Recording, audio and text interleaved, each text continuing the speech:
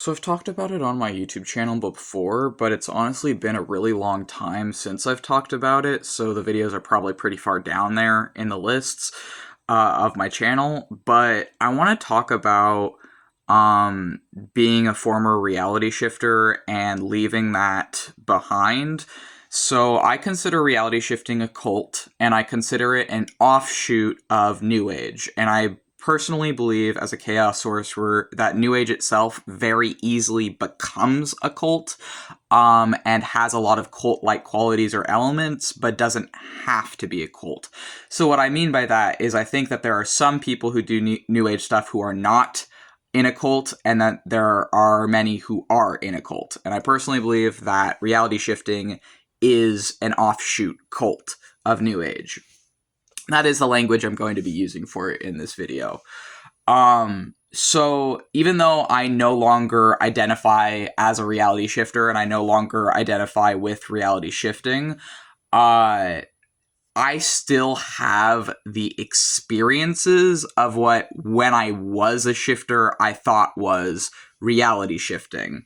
But I choose to see it through a completely and fundamentally different lens now than I did at that time. Because the lens that I saw it through when I was a part of the reality shifters for these phenomenon that I experience, they were telling me that you're really physically going to another universe and that multiverse is real, and the FBI has proven that multiverse is real in released documents. And, well, first of all, the FBI is not a scientific organization, but whatever. And they were saying that reality shifting is just going to other dimensions and inhabiting a clone of yourself in those other universes. And so you can imagine any world you want, including video game worlds, including book worlds, and then you can go to a clone version of yourself in those other universes, possess them, and live their life there while living your life here. So, that's what I was taught when I was a reality shifter. And they said that the way to do this was just believe really, really hard, essentially. Like law of attraction, just mind over matter. If you believe hard enough, you'll get it. Right. And so I started having those experiences that at the time I thought were reality shifting. Where I was going to be with the G-Man from the Half-Life video games, who at that time I was in love with. I had a huge, massive, major crush on the G-Man from the Half-Life video games, and I made him a sort of husband to me and a sort of egregoric, godlike figure, which, Chaos Mages are prone to do stuff like that. Even without the added dissociation cult I found myself in. And for a while, I was just sort of like having constant dreams and constant experiences of being with the G-Man from Half-Life. But the problem was that I was losing my fucking mind because not only was I at that time not yet really accepting that I have a serious dissociative disability. I personally have dissociative identity disorder on top of my autism, and I was still kind of in denial during that time and was chronically dissociating through reality shifting or whatever. I was chronically dissociating to another like fantasy world rather than living my life here, because my life here in the physical world was extremely, extremely painful during that time. I was going through starting to become aware consciously and starting to process the abuse that my father put me through for years and years and years. 2022 is also when I was disowned through a text by my father, who was my former primary abuser, and one of the people who gave me DID and PTSD. And so I was chronically dissociating and having all these experiences or whatever, but it was unhealthy because reality shifters taught me that it's like a real other universe, that there's all these infinite other universes outside of our own, and that you're really going to be in this other universe with these like video game characters or whatever, or whoever it is. If it's like a god or a video game character or a character from a book, it doesn't matter, right? And it's saying that it's all real and that you're really going there, and those places are real, and that you're actually leaving your body to have those experiences, is what I was taught. So essentially it's like a different variation of astral projection, but a more dangerous form. Well, honestly, not even a more dangerous form. It's just a different form of astral projection, really. But the problem is that they were saying that all these fucking universes are like physical other universes, and that when you're going to these universes, you are physically leaving your body to inhabit these other universes. And that is what ties into, I feel like, things like spiritual psychosis, and can be an easy gateway to people like me who have a chronic dissociative disability, and I also have PTSD and autism, using stuff like that to try and escape a physically abusive life or a abusive physical environment. And when doing stuff like that, it essentially becomes really, really dangerous, because then instead of like living and suffering the pains of life and like trying to get through it and trying to get to something better, you're just chronically dissociating to another universe that you believe is real. And so that was really dangerous and bad, I feel like, for me, and I definitely don't identify with that anymore. However, like I said at the beginning of this video, I still have the experience of what I used to call reality shifting, frankly, every fucking day. I still have experiences of going to other worlds. It's a different world than going to visit the G-Man from Half-Life anymore. Now I use this to go to my internal castle that is a part of my internal realm.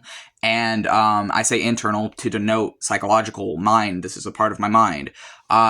Versus what I was taught when I was reality shifter is that these are all really physical places or whatever. And I don't believe that. So now I use this to inhabit my own sort of self-built realm that I know is a part of my mind, or really what it is it's my mind as a place. It is inhabiting my mind consciously as a place. I can do it through lucid dreaming, meditation, dissociation, but essentially, I mean, honestly, if I wanted to, I could do it right now, but I'm not going to because I'm filming a video. And my body would probably go limp and relaxed if I did. But essentially, what I think it actually is now, and where I heavily fucking disagree with the people that promote astral projection and reality shifting, is I strongly believe now that this is actually a mental and psychological phenomenon. First off, I do not believe I'm physically leaving my body anymore. I know it can feel so vivid that it makes you think you're leaving your body, but I don't think I'm physically leaving my body. I think I'm having a sensory perception outside the normal range of sensory perception. I do think this overlaps with meditation. I do think it overlaps with lucid dreaming. And I don't think that this is like other physical universes. I think it's all parts of our own mind. I think we're exploring our own mind. And sometimes you can connect, I think, your mind to things beyond ourselves, but those things beyond ourselves, I think, are still parts of physical reality. And honestly, I think that, seeing it as like, oh, I'm physically leaving to another universe, the problem is that drives people insane. That makes people lose touch with physical reality. It made me lose touch with physical reality. I've seen a lot of other people where it's made them lose touch with physical reality. I did not need to be dealing with that stuff on top of all the fucking other shit I was dealing with at that time. And the whole reason that I really fell into that cult among the other cults that I fell into around the same time, because unfortunately reality shifting was not the only one I fell into at that time, the reason I fell for any of that was because of where I was at when I was 22, because I was at the lowest point in my life when I was 22. I was starting to consciously become aware of my other DID headmates. I was starting to consciously become aware of the trauma that I had been put through by my dad and other men who had abused me all my life. I was starting to realize that no one around me really gave a shit about my safety, and that I had to protect myself because all of the people in my life were physically incapable of protecting me. And honestly, frankly, even when I had been raised by these people, didn't know how to fucking raise a kid without giving them lifelong trauma. And so I was using reality shifting really to escape the physical problems of my life, or to escape the problems of my life. But in doing that, I wasn't addressing and was just sort of putting off those problems. And yeah, it was sort of like I felt like I needed it because I needed fucking something. If I hadn't done that, I probably, that honestly replaced an even worse coping mechanism, because before I had been doing reality shifting, I had been self-harming. I'd been self-harming for years up until I was 22. So at 22, I stopped self-harming finally in response to being disowned by my primary abuser. I stopped self-harming, but I replaced that with another unhealthy coping mechanism of chronically dissociating through reality shifting. So on one hand, even though it did kind of lead to some kind of like, I feel, spiritual psychosis for a time, that was still better than what I had been doing before 22, because before 22, I was dealing with it through self-harming. So it's better, frankly, to dissociate and be with a G-man from Half-Life as my boyfriend or husband or whatever than to like self-harm. But the problem I have with this stuff is that they were teaching me that it's physical. They were teaching me that this is like a physical other universe, that the Half-Life games physically exist in another universe, that I can physically be the G-man from Half-Life's boyfriend. And I don't agree with that anymore, because when I believed that, I lost my grip on physical reality and it became an unhealthy coping mechanism. So I don't think that these things actually physically exist outside of ourselves. I think they exist within ourselves. And that doesn't take away their realness for me, acknowledging that. I think that, you can have a real experience with whatever character from whatever book. You can have a real experience of being married to the G-man from Half-Life, how I did. But it's happening internally. It's not happening externally. And yes, you can have some sort of topomantic, egregoric, like crossover between the physical and immaterial realms, or the realm of imagination, dreams, and all this other stuff. You can do that. That's a common part of chaos magic, and I am a chaos sorcerer. But I think you need to have firm boundaries in place if you're doing that, because there is a real fucking danger when you're crossing the material plane of existence with the immaterial plane of existence. And I honestly think they're versions of the same thing, or extensions of the same thing. And that having it be like, oh, all these other universes physically exist outside of our own universe, and you're physically leaving your body and going to them, I think that is like not actually based in anything, honestly. I don't think there's actually any scientific evidence for that at all. I think when I was in that, I firmly believed it because I wanted it to be true and couldn't handle the idea that it wasn't true. And I think that the way I see it now is more healthy and more grounded.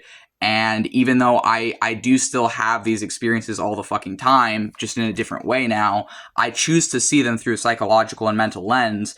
It's still real experiences that I'm having and real relationships I'm forming, but I choose to see it through a mental and psychological lens now, because that lens actually makes sense and is testable, whereas the other lens fucking caused me more harm on top of the harm I was already dealing with at that time as a younger adult.